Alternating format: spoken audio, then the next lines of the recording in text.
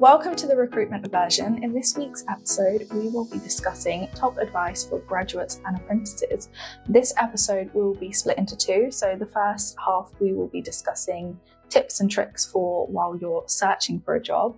And then we'll move on to discuss tips and tricks to progress your career once you're in your job. So for today's episode, I'm joined with Hannah. Hannah is here because she herself was an apprentice. So tell us a little bit about yourself, Hannah. Thanks. Yeah, the other Hannah, because we've got two in the office, that always makes it more confusing. So I did A-levels back in 2016 now, and decided that uni wasn't for me for whatever reason. Can't remember what it was, but I'm sure there was a reason. But I decided to go down the apprenticeship route anyway. So I did a level 3 and a level 4 NVQ in digital marketing. So that's kind of like my experience. Always been in recruitment, joined a recruitment agency and did the sort of marketing role there, and then kind of worked my way up from an assistant through to executive now. Lovely. And as for myself, I joined Sterling Warrington on the graduate scheme, so got into recruitment fresh out of uni. So hopefully my advice as well can be relevant and helpful to people. So just to get started then, I think, one of the biggest pieces of advice is always revolving around your CV. That's initially what sells you, what gets you out there. So my piece of advice, specifically to graduates, maybe not necessarily as relevant to apprentices, but it's to start your CV early. So, when you're sort of coming towards the end of your final year of uni, start your CV then. Don't wait until you've got your grades back for your dissertation and your uni result. Start your CV early, get advice from your uni career team on it, because they can help you sort of navigate it.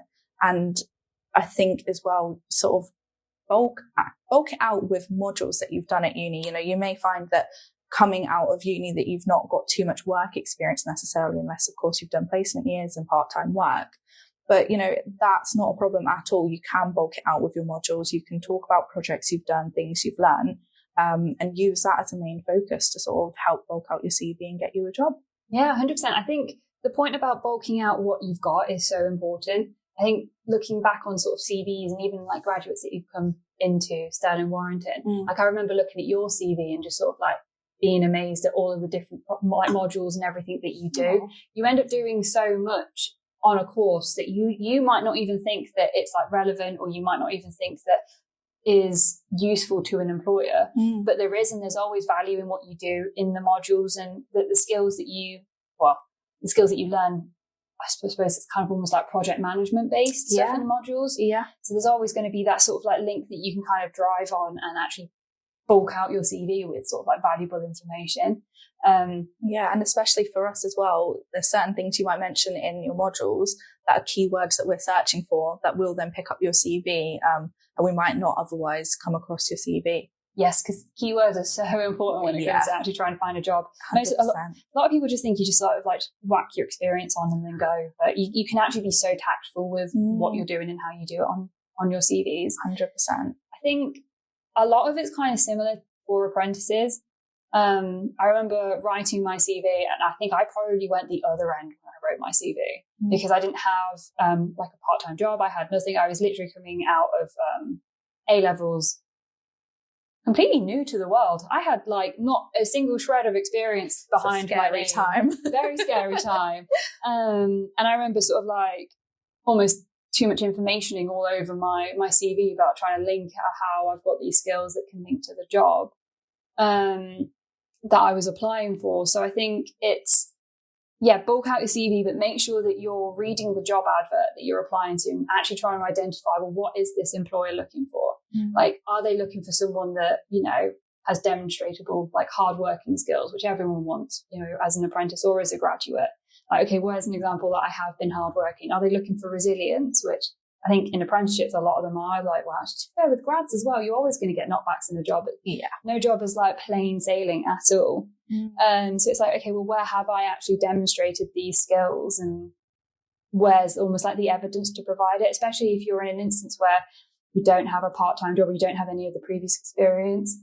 I suppose that's one thing. Make sure you've got some form of previous experience, if you can get some in any way, shape or form, even if it's just like freelancing or I don't know, a family friend or just doing something part-time. I think you ended up doing a lot of time, like a lot of work whilst you were at uni as well, didn't you? Loads and loads. I think I was really good at thinking long term. So I thought about things, and I, started my own little venture, I suppose you'd call it. I started I started a magazine, and I started doing some freelance journalism and things like that. But I was also working part-time as well, because I was very conscious of the fact that, when I finished uni, I'd be up against so many people, and I think that's another tip as well, to just try and get ahead of the wave. I was very strategic with my sort of last few months of uni. I purposely got ahead with my final project. I purposely managed my time well enough that I could start my job search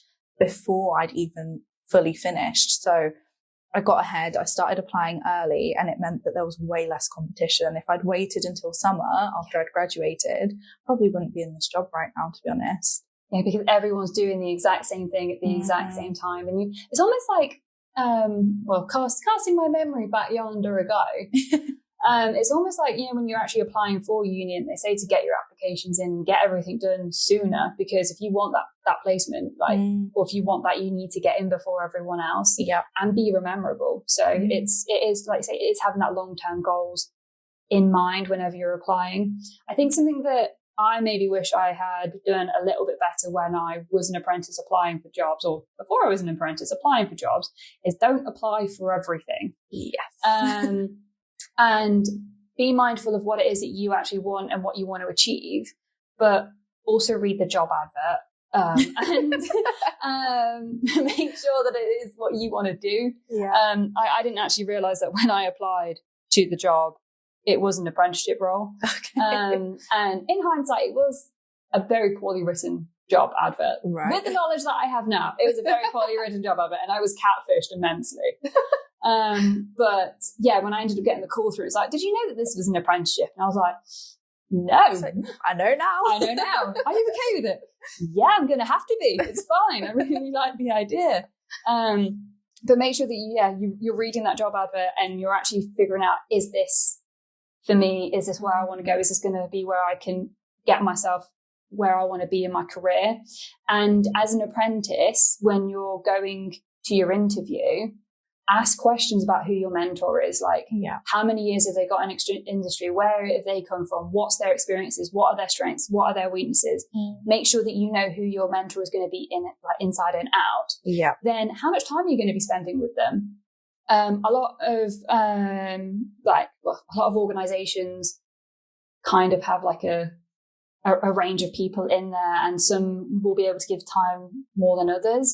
I think if you can actually work out the size of the team that you're going to be in, like if your mentor's not with you, who are you going to be with? Trying to figure out these sort of things, and even going down to what are you going to be doing. I think a lot of the time when you apply to a job, it's the really basic. So it's like, you're going to be doing admin. Okay, what sort of admin? Like, what does this look like? What does this mean for me? Is admin like translatable to the T girl or T boy? Like, what is it that you're going to be doing? And make sure that you're asking these questions in the interview, or even before, when you're having these sort of conversation, to make sure that you don't become that stereotypical, like, I just make the T's. That's my apprenticeship. That's my graduate scheme. They're like, it's such a valuable experience that you don't want it to turn into that. Absolutely. And I think, it's so important, and it goes back to the advice that we give people at all levels of going in for interviews. And it's that you can interview them back. You can grill them back. You can ask them questions. You need to sort of find out during that initial interview stage whether or not it's something that you are also interested in, regardless of whether or not they might be interested in you. I think you need to have a think about what you expect to get out of the role, what you're hoping to get out of it, and ask them, can they accommodate for that? Tell them, in 5 years' time, I want to be here, there, I want to be achieving this, I want to be doing that. If I come in and I do your apprenticeship scheme, if I do your graduate scheme, am I likely to get there in 5 years? And, I think it's important to be quite direct with that and ask those questions, and so that you're not, I think those sort of initial first steps, that apprenticeship or that grad scheme, can really sort of dictate where the rest of your career goes. 100%. So I think it's so important to get that first step right, so that you're on the right path and you've not veered off in a weird direction that you didn't expect to go. Yeah.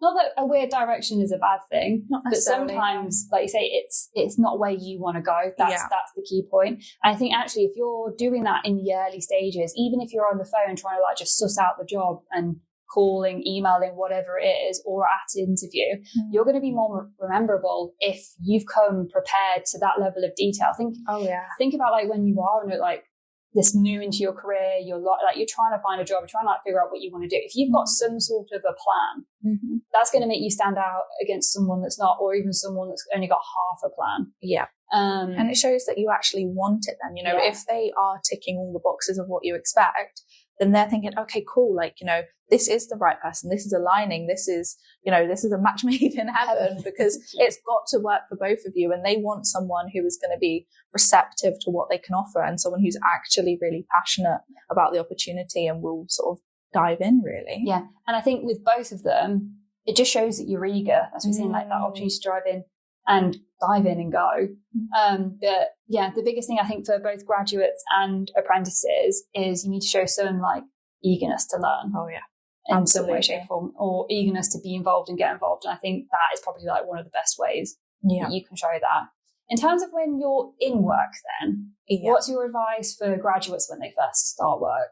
I think my biggest bit of advice is really important because it can dictate people's mood, how they perceive their work, and their sort of self-value. And I think that's to remember that even if you're coming in at the most junior position in the company, you're not at the bottom of the food chain and you still are entitled to all the workers' right. You're still entitled to, you don't have to be people slaves, like you're saying with the T-boy, T-girl. If they're coming up to you, say, can you make us a coffee? Well, no, I thought I was going to be doing digital marketing. Yeah. Why am I making a coffee? That doesn't fall into my remit. And I think it's have the confidence to stand up for yourself and say that, because a lot of people, not a lot of people, but I think there are definitely companies out there who will see that as the opportunity for free labor, really, or, a little in-house maid or whatever. I think it's so important that you come in, your worth, and that that you're there to achieve something and do something, and that, you're at the start of a really exciting journey that could go really big places. And I think, don't let yourself be walked over and stand up for yourself, because how you treat yourself and what you expect of yourself at the start will really sort of dictate how they treat you going forward, and whether or not they see you going places in the company, and whether you're worth promotions and this, that and the other. So I think, it's really important to go in with the right mindset. Don't think, oh, here we go, a 50-year long grind. I'm coming into it now, right at the bottom, here we go. It's a really exciting time. And I think if you come in saying, right, teach me, tell me what I can be doing, let me get involved in this, that and the other, it will be really sort of fruitful for you. 100%. And I think if you're not asking like 100 questions a day, you're doing both a graduate scheme and an apprenticeship wrong. Oh, absolutely. Like you need to be figuring out like, one, what your job is. A lot of the time, especially if you're like coming in at the apprenticeship level, you might be 16 and you might not have any idea how this works. So you need to ask questions about like what it is you do. And you need to ask questions about like what my colleagues do, what the business is doing, what's the impact that we're having in the market. Like all of these sort of things to try and figure out what to do in the world of work and how your role fits within that. And just to kind of like touch back on like, you know what, you're not at the bottom of the food chain. I think one advantage of apprenticeships is that you have a training provider. A lot of the time you have an assessor that's kind of like assigned to you. They're going to help you get through all of your different like assessments and modules, your endpoint assessments, whatever it is, whatever route it is that you've taken down your apprenticeship. You have an assessor that's got your corner. And if your employer isn't treating you appropriately, like if they are just making you clean the bins, if they are just making you make teas, if they are just giving you the dud work consistently, if they're not doing what they said on the advert, if they're not giving you the level of support that you are kind of like, I say entitled, but I'm not sure if that's entirely the right word, but I think I'm using it in the context of like, because you're an apprentice and, you're 16, 18, you have no idea what's going on. Speak to your assessor and they can help and they can support and they can help fight your corner, especially if you are dealing with an employer that maybe is a little bit of a stick in the mud. It's like, well, no, you're an apprentice, or no, you're a graduate. That idea of you're just, because you're not, you're there to do a job and help that company. Ultimately, they've hired you for that reason. So speak to your assessor, make sure that they're aware of how you feel, and they will fight your corner. And ultimately, if that position isn't right for you, if that company isn't right for you, with apprentices, a lot of the time they will help you find a company that is. And a lot of the time you'll be able to keep your progress as well, because if you've worked a certain amount of time, you would have done a certain amount of modules in your company, and a lot of the time you'll be able to transfer that knowledge and industry experience over to a new company. So it's not like it's a bad thing, but there is support in place for you, and I think that's a somewhat bit of an advantage in comparison to like a graduate. Like, where you're on your own in the big wide world. You just left school and you're like, right, there you go, learn how to adult. And you're there like, I don't want to. I don't want to be an adult. It is a rough time, but I think if you make the most of it by, you know, like you said, asking 1,000,001 questions, and I think as well, sort of going above and beyond. A lot of people will think, okay, cool, I've done it. You know, I've been working for the past 3 years doing my degree so that I can land this job. I've got it now, so I can sort of sit back and relax. But that's not what companies want to see. I think especially when you're sort of young and fresh, you shouldn't be as worn down as the rest of us. So, you know, you should be sort of ready and rearing to go and wanting to find out more and get involved in everything you can. And ultimately, if you are looking for a career in the company that you go into in that apprenticeship or the grad scheme, you should be wanting to sort of prove yourself and wanting them to notice something in you and think, okay, you know, I like her drive. I like her passion. You know, I like that she's willing to go above and beyond for the company. That's long-term potential in that person. So I think it's definitely about making those impressions and just making the most of it. You know, don't feel like it's all doom and gloom and, you know, things like that. I think just seek out the opportunities, think about your long-term plan and how what you're doing right now can help that. And you'll just fine. Yeah, 100%. You will just be fine. If you do everything in your capability now, as soon as you start your career, you're only going to help yourself in the future. And it is this idea that, yes, you're at the start of your career, you've got the job. Even if you've just left education at 16, your learning has not stopped. No. Like, just because you're now in the world of work, that does not mean the education mode is turned off. You have to go away, you have to learn stuff, and you have to just keep pushing forward. If you, mind you, some people are happy to just sort of get to a certain level, and that's the level that they want to get to, which is fine. But if you know that you want something from you, like if you've got a goal in mind and you want to get that, you have to put in the work to get it. And you have to put that work in sooner rather than later, I think is a key message. If that's either applying for a job or if you're wanting to actually progress up into a company. Absolutely. And I think, you know, if people follow those tips, they'll be just fine. And I think, you know, as you say, it is an exciting time, and it is a big sort of, it's a big moment for the rest of their lives. And even though the whole process of applying to jobs is scary and intimidating, you know, when they're 10 years on in their career, they're going to look back and think, oh, I'm glad I did that. You know, that was a really exciting time. You know, that will probably be a sort of golden age that you look back at when you're, you know, sort of progressing through the ranks. You're like, oh, you know, it was all worth it in the end. So I think if you just remember that, and you remember that you're planting the seeds now for your future, then it's a really exciting time. 100%. Thank you for listening to this week's episode of the Recruitment Aversion. Next week, I'll be joined by Hannah again, and we will be discussing recruitment graduate schemes and whether or not they're worth it. See you then.